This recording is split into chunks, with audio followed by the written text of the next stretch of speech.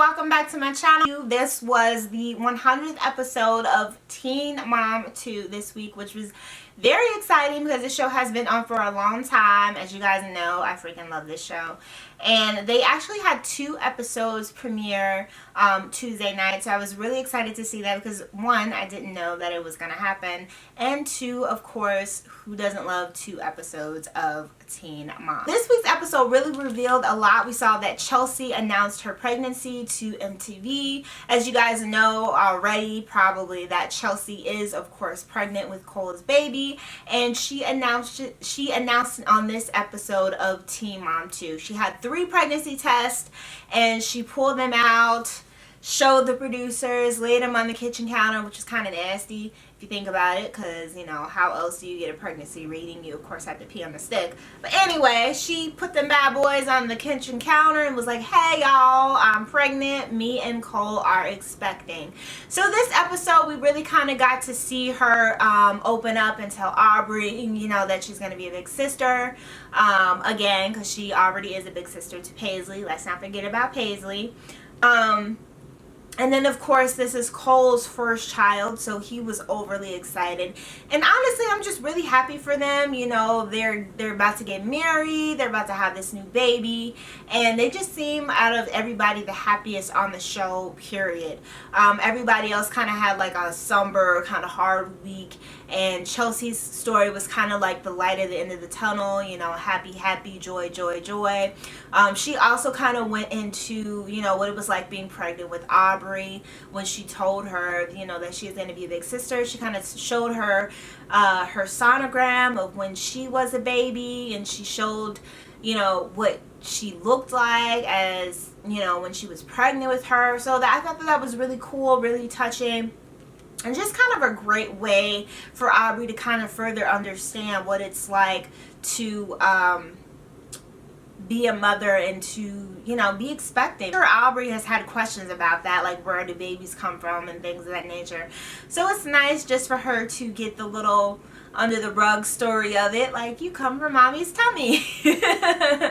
So that was just a really cute little segment. And Chelsea also had like this type of at-home sonogram that was really dope. Her and her friend used it, and she got to hear the baby's heartbeat for the first time. So I thought that was really cool, really nice touch overall. And yeah, that was pretty much Chelsea's segment in a nutshell. She's pregnant, and her and Cole are expecting a baby in the midst of wedding planning. So now she's going to have to plan a wedding as well as plan for a new baby.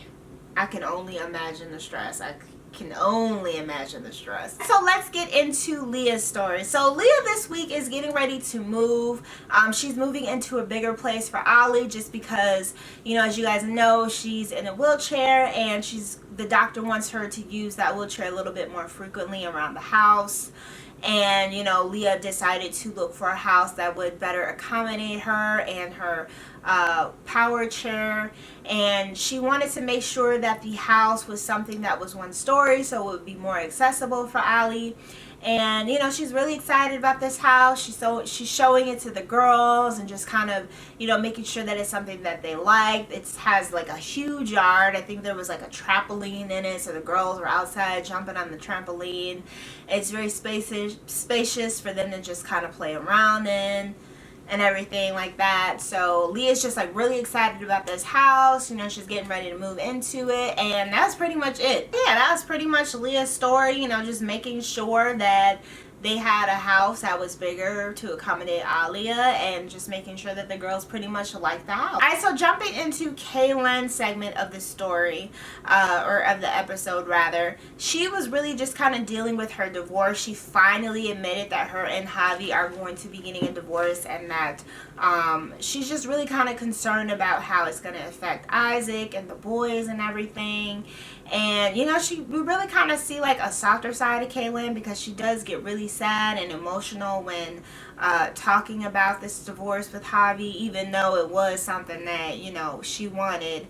I can imagine that divorce would be hard for anyone, whether it was something that they wanted or something that they didn't want, you know. And that's probably what Kailyn is just kind of dealing with in this episode. She's kind of feeling the emotions of going through the divorce, because it is her first one.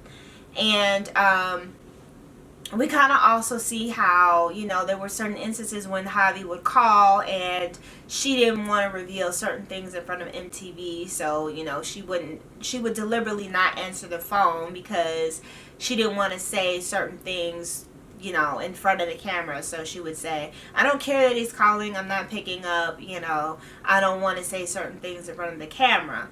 So, you know, Kailyn was just kind of like dealing with that in this episode. Javi just kind of like talking to his boy about, you know, getting his own place and what it's going to be like coming home. And then Kailyn is just kind of preparing for him to come home.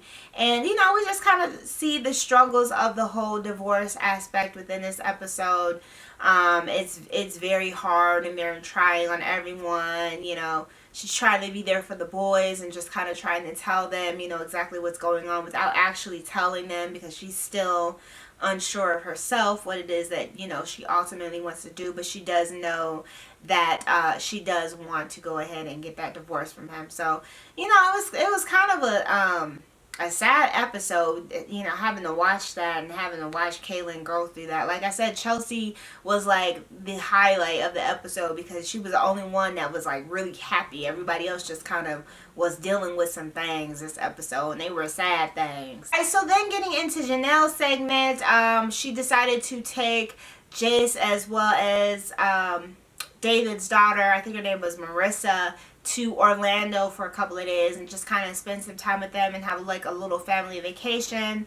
And, you know, they just kind of did it up. They had a little fun in Legoland. And we also saw that Nathan was just kind of like taking care of Kaiser. And we kind of see that Jenelle is really kind of struggling with giving Nathan that power of having Kaiser. You know, she's kind of concerned because apparently his mom, Nathan's mom, took a video of Kaiser, you know, playing with him in the park, and Jenelle, you know, gets all upset about it, saying, oh, well, you know, if you're not going to take care, if Nathan isn't going to take care of him all the time, you know, that's not really fair to me. He should just bring him on home, because if he's not going to take care of them, what's the point of having them?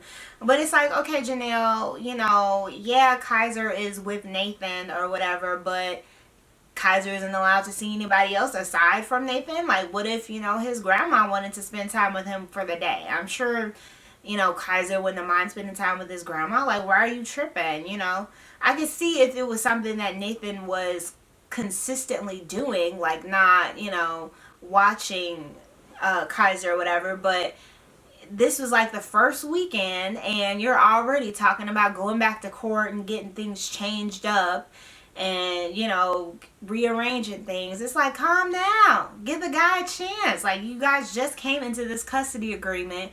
Why are you already trying to back out of it and, you know, change things around? So, and that's pretty much what her lawyer told her. He said, you know, just make a note of it, and once you have more, you know, evidence or whatever, we can then go to court. You know, it doesn't make sense to sit up here and change things around, and it's just, the situation is just formulating, and things of that nature. Like, just take a chill pill, slow your roll, it's gonna be okay. Like, this was one time Kaiser was spending time with his grandmother, big whoop.